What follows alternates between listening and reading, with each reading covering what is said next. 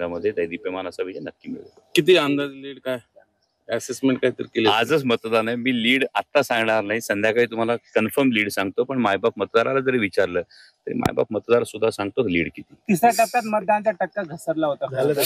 झालं मतदानाचा टक्का हा वाढावा यासाठी मायबाप मतदारांना मी कळकळीचं आवाहन करतो की लोकशाहीतला हा सर्वात मोठा उत्सव आहे.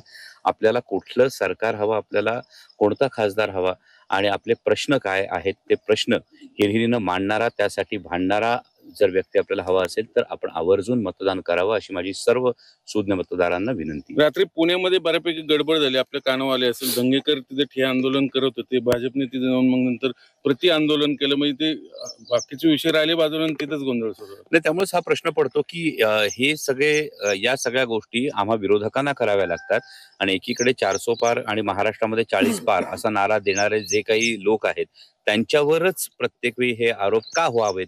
जर खरोखर कामं केली असती, खरोखर महागाई, बेरोजगारी या प्रश्नांना यांची सोडवणूक केली असती तर अशा पद्धतीने मायबाप मतदारांचं बहुमूल मत विकत घेण्याची मानसिकता ही दिसली नसती.